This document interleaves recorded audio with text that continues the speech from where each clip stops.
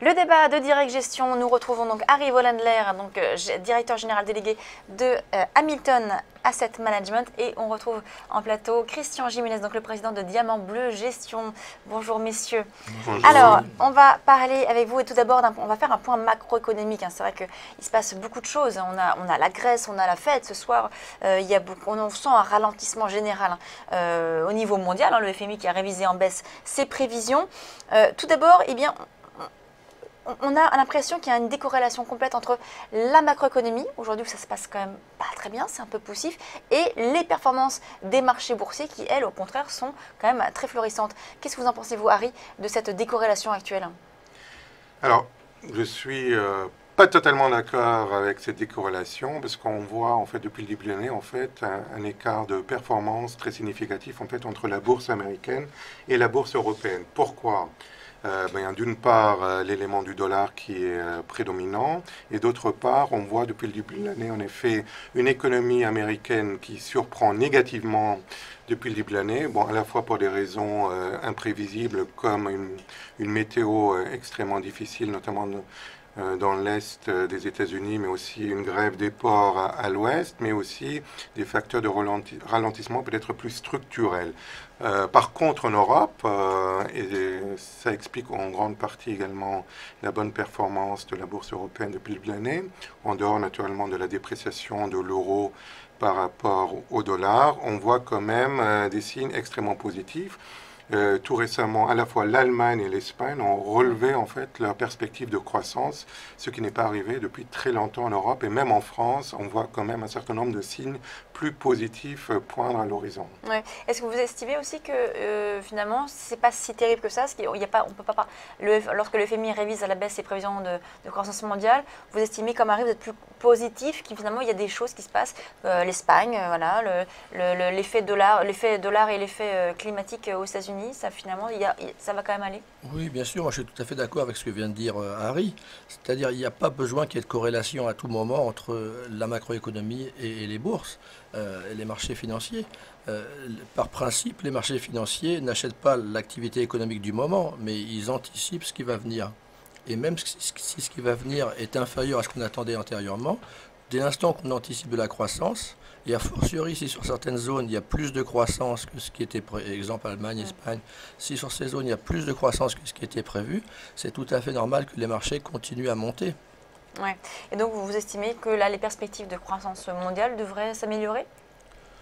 Je ne dis pas ça. Nous, chez Diamant Bleu Gestion, on n'émet pas de prévisions sur les taux de croissance des différents pays. Moi, je lis comme vous ce que publie le FMI ou l'OCDE ou d'autres. De toute façon, les perspectives actuelles de croissance sont globalement, même si on est en train de les réviser à la baisse, enfin ceux qui les font sont en train de les réviser à la baisse, ces perspectives de croissance sont quand même meilleures que ce qu'on pouvait penser il y a un an, et surtout en Europe, surtout en zone euro.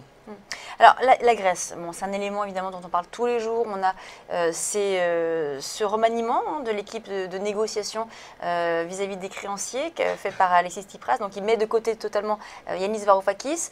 Les marchés réagissent bien, ils sont plutôt satisfaits. Et alors hier, Alexis Tsipras a rebrandi une menace en disant qu'il allait faire un référendum si finalement les exigences étaient trop difficiles, inacceptables. Voilà. Est-ce que finalement on a l'impression qu'on ne va pas y arriver, on ne va pas trouver une solution? Est-ce que c'est un jeu politique ou est-ce que vous pensez vraiment qu'on se rapproche d'une sortie de la Grèce?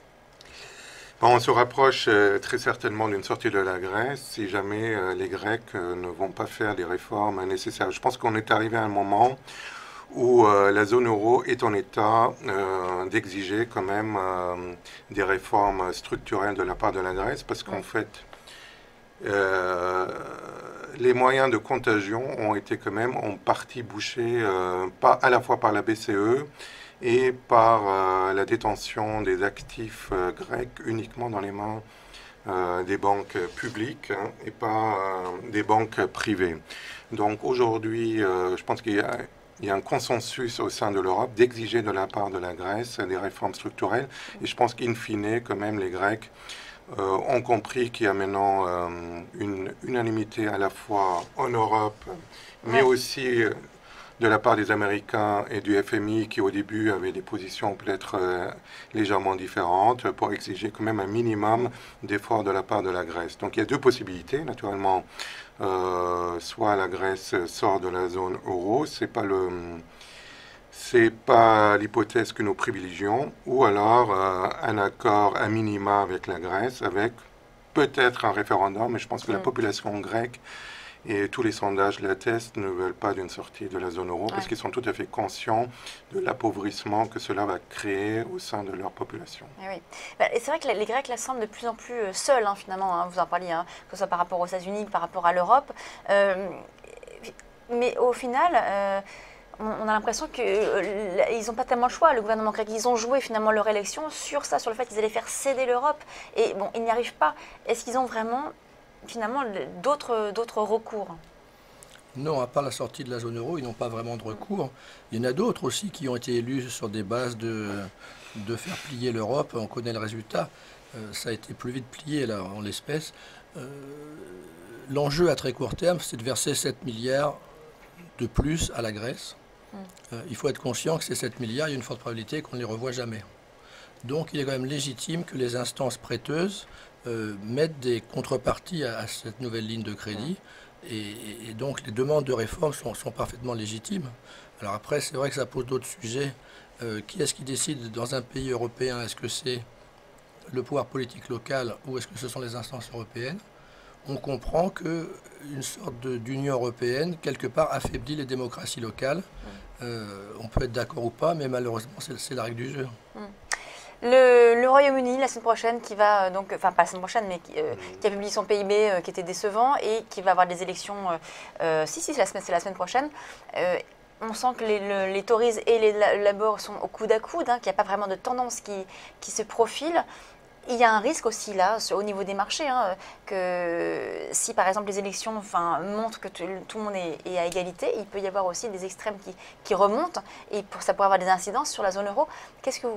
Comment vous voyez-vous ces élections au Royaume-Uni? Je pense que ça a plutôt un impact sur le marché anglais, d'ailleurs, qui sous-performe depuis le début de l'année. Bon, à la fois pour des raisons politiques que vous évoquez et d'autre part pour la structure de cet indice qui est quand même très exposé aux valeurs pétrolières et aux valeurs minières. Nous, chez Hamilton Asset Management, on reste pour l'instant très sous-pondéré sur l'Angleterre, d'autant plus qu'on a d'ores et déjà profité d'une hausse assez significative de la livre qui pourrait s'affaiblir après ces élections. Donc pour l'instant, on reste plutôt à l'écart de ce marché-là. Ouais. Vous, c'est quelque chose que vous allez suivre ou c'est vraiment quelque chose d'annexe qui vous semble pas très important? Pour faire simple, on pense que c'est plutôt annexe. Il y a quand même d'autres drivers des marchés en ce moment que celui-là. On parlait de la Grèce à l'instant. Il y a quand même beaucoup d'autres facteurs qui nous intéressent par rapport à celui-là. Oui, alors lesquels par exemple? Parce qu'il y a en effet la Grèce, il y a la Fed tout à l'heure qui se réunit, mais Absolument. On en parle depuis des mois aussi de ça, de la Grèce, de la Fed, du scénario de relèvement des taux. Bon là ce soir il ne devrait pas se passer grand-chose à part... non. Voilà, c'est un Normalement, communiqué. non. Mais c'est vrai que les drivers qu'on suit de très près, c'est bien sûr à la fois les politiques monétaires et l'évolution de ces politiques, sachant qu'on a deux continents qui ont des stades tout à fait différents de maturité de leur politique monétaire.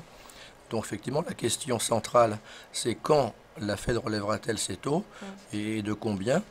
Bon, évidemment, je n'ai pas de boule de cristal, je n'ai pas la réponse à cette question, mais on considère que c'est pas quand même à très court terme que les choses vont se passer, donc on n'est pas inquiet. Et notamment parce qu'il y a des soucis sur la croissance américaine moins forte que prévu. Les chiffres ne sont pas très bons là actuellement. Voilà, donc quelque part, aussi longtemps que les chiffres resteront inférieurs aux attentes, on peut penser que les décisions de relèvement des taux vont être différées. Donc de ce point de vue-là, quelque part, ça donne du temps au temps. On est dans une situation quand même boursière chez nous où les indices ont beaucoup monté.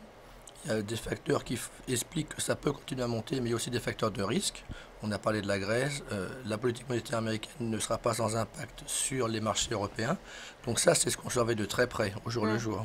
Ouais. Vous également, la Fed, là, ce soir, vous en entendez quoi? Est-ce que vous pensez qu'on peut s'attendre à une petite phrase qui va annoncer un relèvement des taux très prochainement, ou au contraire quelque chose qui reporterait je partage le tout à scénario? fait l'avis de M. Jiménez. Compte tenu des mauvaises surprises économiques aux États-Unis depuis le début de l'année, on ne s'attend pas du tout à un relèvement des taux de la Fed avant septembre.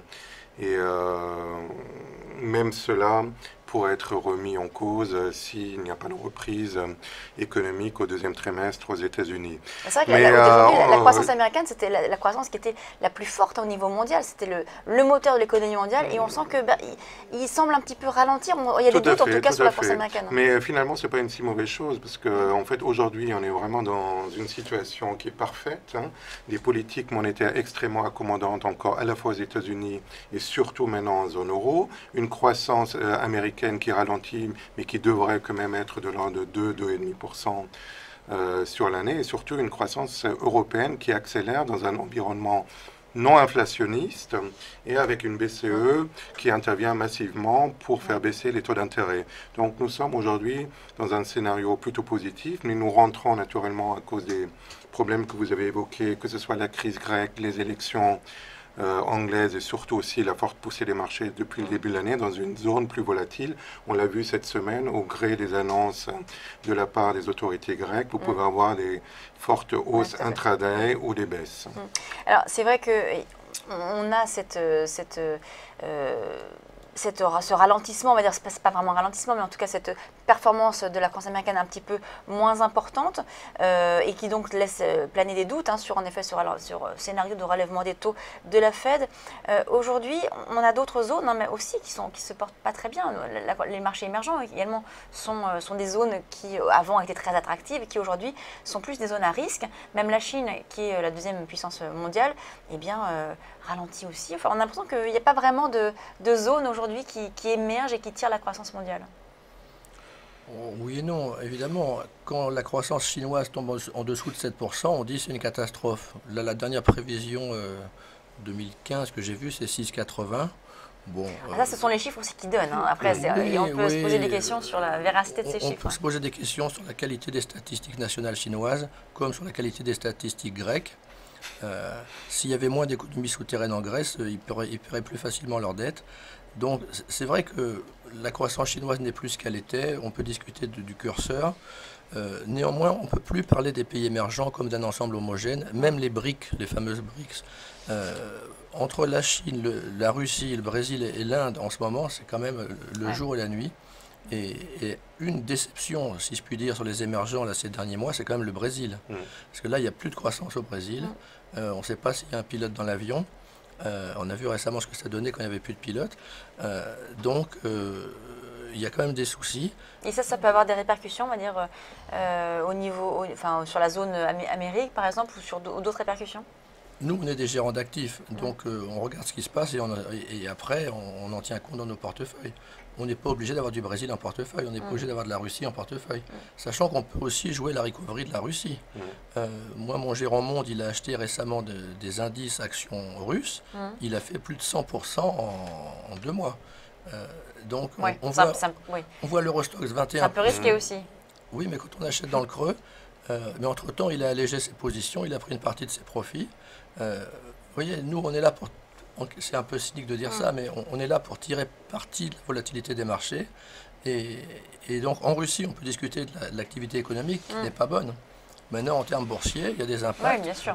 C'est ce que je disais en préambule. On voit finalement ce ralentissement mondial, alors que les marchés se portent quand même très très bien. Je crois qu'il est difficile quand même il y a, comme on dit aux États-Unis, don't fight the Fed.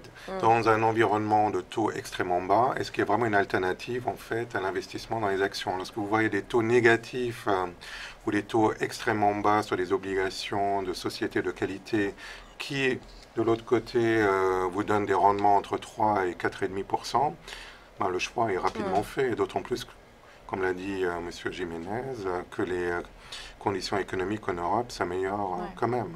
Alors on va parler justement des gérants d'actifs, donc justement de vos convictions de gérants et donc des valeurs et des secteurs que vous privilégiez tout de suite après une toute petite page de publicité.